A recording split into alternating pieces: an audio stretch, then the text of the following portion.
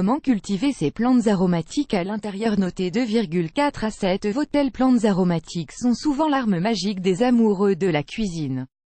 Non seulement elles ont le don de donner une grande variété de saveurs à nos plats, mais elles sont aussi très bonnes pour la santé. Si vous êtes un grand consommateur de plantes aromatiques, vous voudrez sûrement en planter chez vous. Mais que faire si vous n'avez pas de jardin? Voici tous nos conseils pour planter vos plantes aromatiques en intérieur sans pour autant les voir mourir quelques jours après. Choisissez bien vos plantes. La plupart des plantes aromatiques peuvent être cultivées en pot, mais ce n'est pas le cas de toutes. Heureusement, les plus communes font souvent partie de celles que l'on peut cultiver à la maison.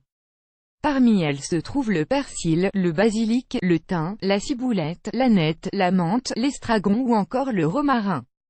Ne les plantez pas toutes dans le même pot. Bien que certaines plantes peuvent être plantées ensemble, il est important de choisir prudemment les assemblages.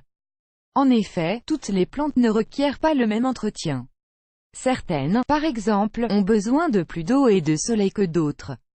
Il est donc impératif de mettre dans un même pot toutes les plantes qui se cultivent de la même façon. Et si vous décidez de le faire, veillez à laisser un espace suffisant entre chaque plante. Au moins 10 cm de distance sont nécessaires pour s'assurer que toutes les plantes puissent se développer sans souci. Toutefois, certaines plantes doivent impérativement être plantées seules car elles prennent beaucoup de place et risqueraient d'étouffer leurs voisines.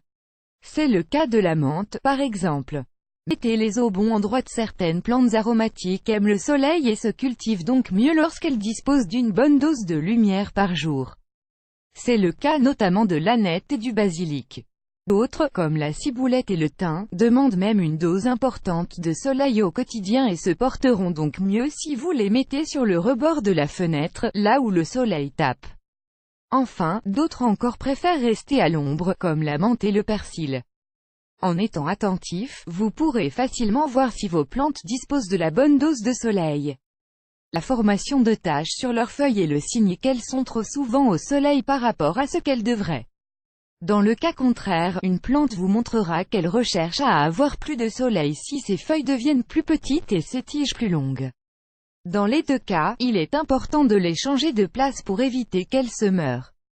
Arrosez-les avec soin. Ce n'est pas un secret, l'arrosage des plantes est très important pour garantir qu'elles tiennent longtemps. La plupart des plantes aromatiques doivent être arrosées fréquemment, une fois par jour en été et tous les 2-3 jours en hiver. En règle générale, la terre ne doit jamais être complètement sèche, mais jamais trempée non plus. Veillez cependant à vous renseigner plus particulièrement sur le besoin en eau de chaque plante.